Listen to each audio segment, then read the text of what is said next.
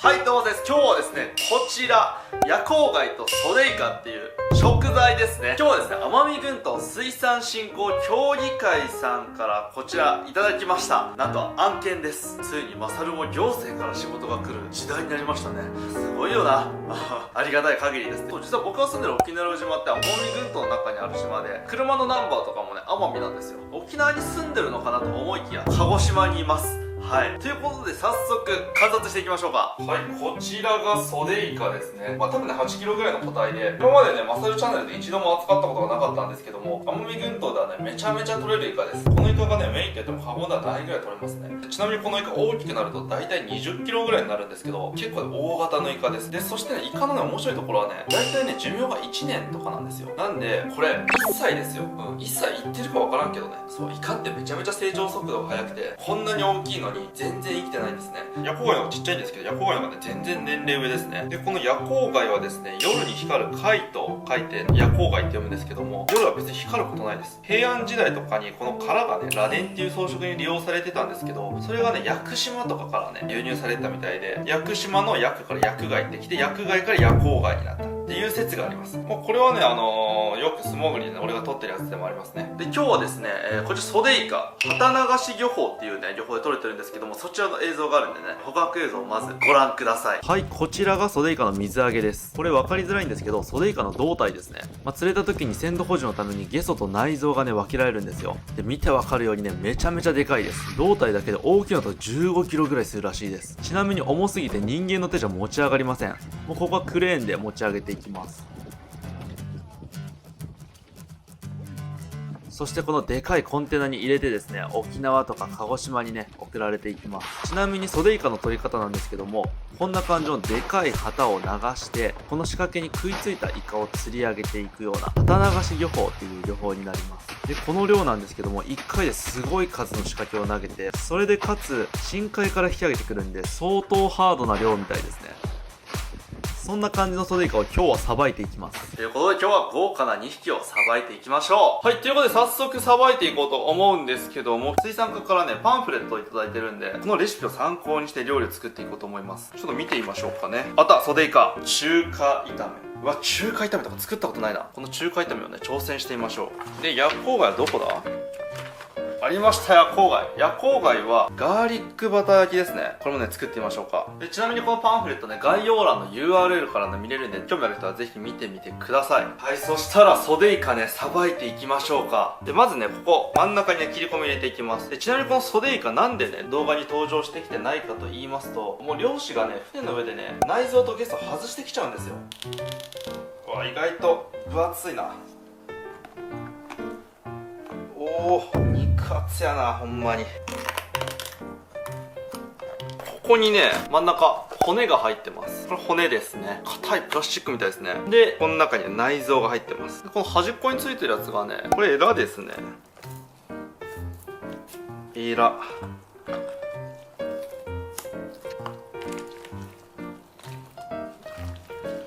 手で剥がせるから楽やな。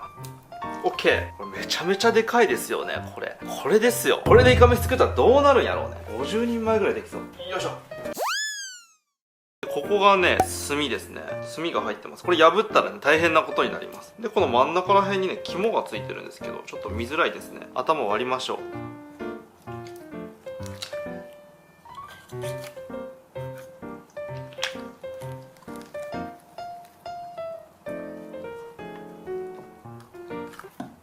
あ、やべえ、割っちゃった。これそう、こうやってね、イカスミを割るとこうなります。大変ですね。真っ黒なる。はい、ちょっとね、大惨事が起きたんですけども。で、この真ん中についてるのがくちばしですね。イカの口ですね。実はイカの口って鳥の口みたいになってるんですよ。でよくね、絵で見るこの長い口みたいなやつは、あれね、炭を吐き出す場所ですね。あれは口じゃないんですよ。で、ここになんか入ってる。なんだこれ。謎の部位だ。いや、じゃあ目だ。目でかっ。これ、こっちも取れるのかな。うわ、でけえな目。怖いなこれ。すっご。で普段はですねこのイカの胴体の部分とゲソがね分かれて売られてます。でこの胴体の方はね結構いい値段するんですけど、このゲソの方はね結構安値で売られてます。で今日はねこっちも食べてみようと思います。ゲソもね絶対美味しいと思うんですよ。はい、そしたらですねこのイカの胴体の部分をね下処理していきましょう。まずはねこのイカのエンペラ部分、これをね外していきます。反対側の方がいいな。よいしょ。うわ気持ちいい。いつまでも切ってたい感触してる。めっちゃ気持ちいいやんこれ。うわ気持ちよ。で反対側。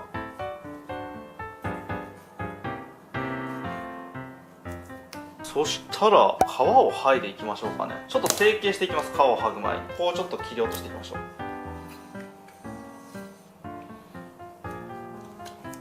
じゃあ皮をね剥いでいきます。うわ気持ちよ。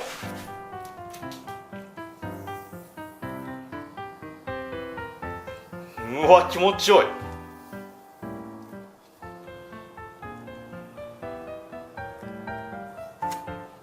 でかいやつは基本ちっちゃくすればねさばきやすくなりますから。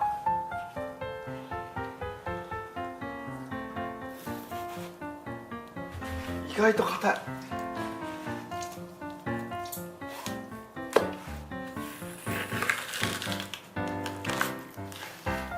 はい、一皮むけましたね。一皮むけたの語源もしかしたらイカなんじゃないかってぐらい変わりますね。この白い方もね薄皮がついてるんで剥がしていきたいところ。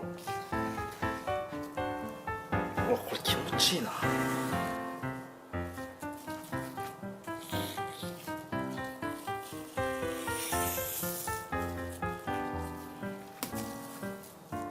はい、こんな感じでねイカのブロックになります。でこれをね4回繰り返していきましょう。もうこっから早送りかな。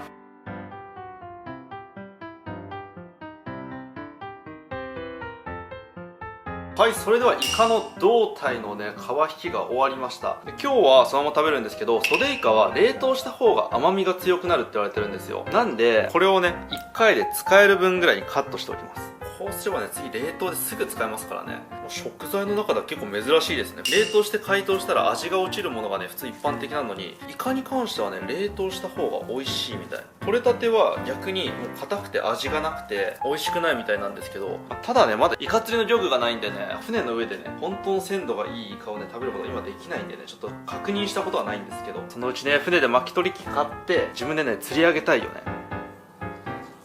今日はですねこの1ブロックを使っていきましょう。はい、そしたら次はですねゲソの下処理をしていきましょう。イカゲソはですね吸盤に刃がついてるんですよ。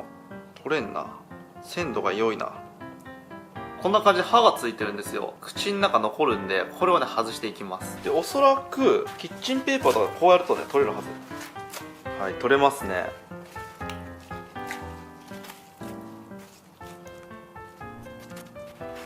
イカの刃全然硬いわ。こんな感じで取っていきましょう。もう何回もやったら取れるな。は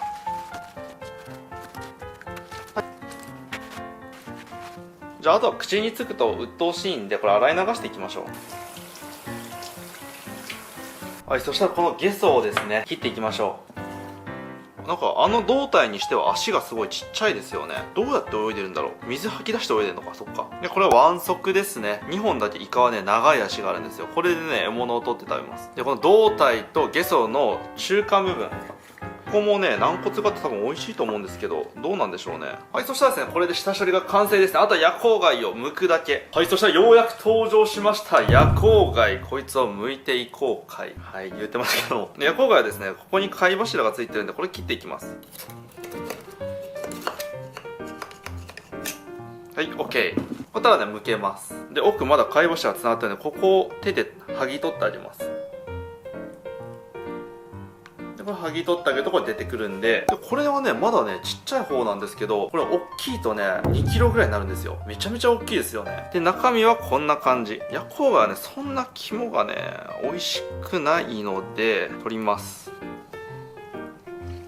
でここに蓋がついてるんでこれ蓋をねここから取ってあげます。はい、取れました。でこれ見て貝の口です。顔がありますね。ここに口と顔わかるかな、カタツムリみたいな顔なんですけど、でここに口があるんで、この口も取ってあります。でこの口がねやっぱね硬いんで食感が悪いんですよね。これ取らずにやると結構硬いんで絶対取った方がいいですね。でここがヤコウガイの足の部分で、こっちが貝柱なんですけど、貝柱はねもう本当に柔らかくて美味しいんですよ。はい、そしたらですね、これぐっちゃぐちゃになったんですけども、全ての食材の下処理が終わりました。まずはヤコウガイのガーリックバター炒め、これからいってみましょう。今日はですね、レシピ通りおしゃれな料理を作っていきましょう。こんなおしゃれなことしたことないよ。無塩バターって書いてあったんですけど、島の商店になかったんで普通のバターでいきます。どんぐらいやろうな、こんぐらいかな。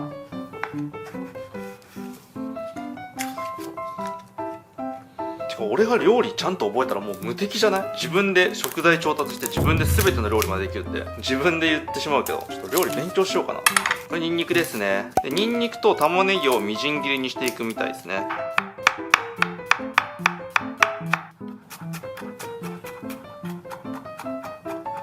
はい、もうこれ絶対うまいわ。でこれをバターに入れる。で玉ねぎ4分の1かけぐらいでいいでしょう。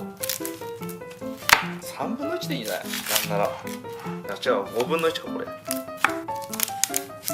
じゃあ玉ねぎをみじん切りにしていきましょ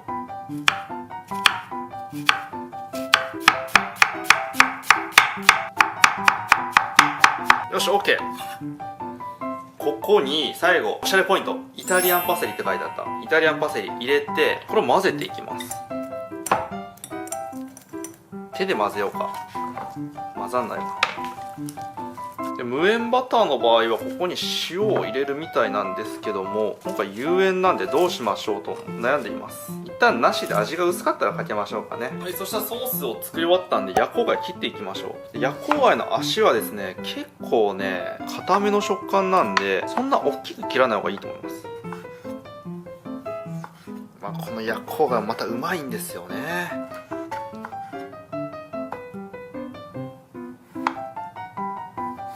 よし OK。 そしたらですね、今日はですねたこ焼き器を用意しました。レシピに書いてありましたからね。巻き貝がこの中に入るって実質サイゼのエスカルゴバターですよね。もうめんどくさくなってきた。これでいいわ。 OK でこの上に先ほど作りましたガーリックバターをのせていきます。これ少なかったかな。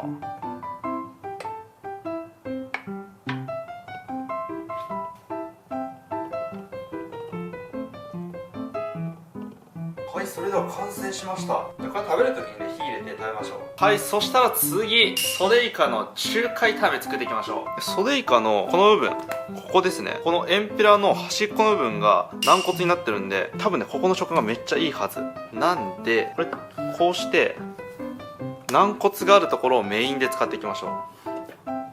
ソデイカ切るの気持ちいいな。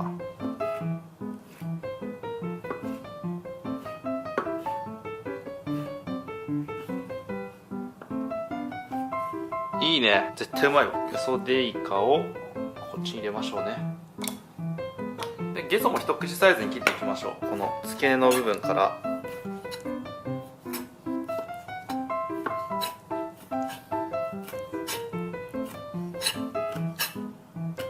で、この胴体の部分ですね、こんな感じで切りましょうかね。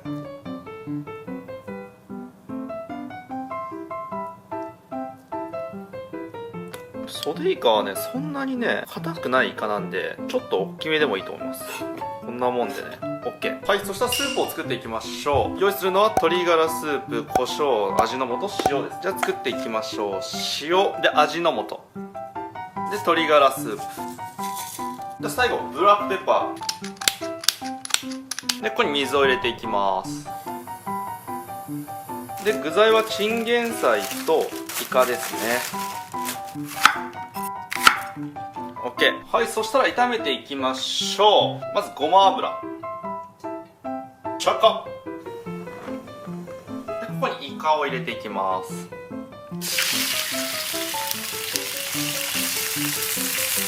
中華スピードですからね。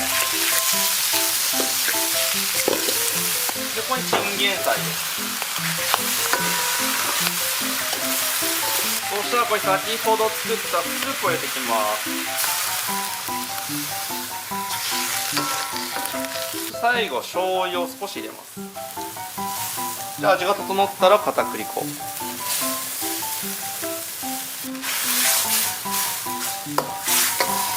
でごま油で香り付けしたら完成ですね。はい、そしたらラストね、刺身を切っていきましょう。でかいな、こんなもんかな。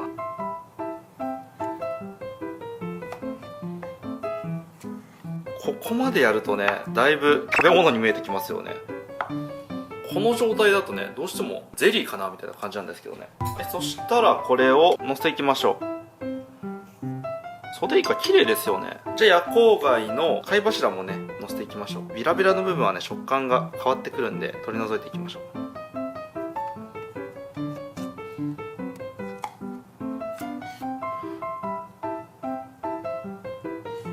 夜光貝はね刺身だと若干ぬめりあるんで、ちょっと湯引いて食べても美味しいですね。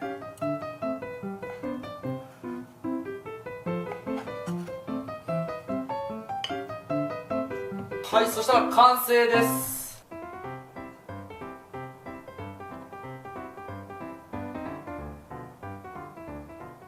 はい、それでは完成しました。いただきます。じゃあとりあえずガーリックバター火をつけて火が入るのを待っていきましょう。着火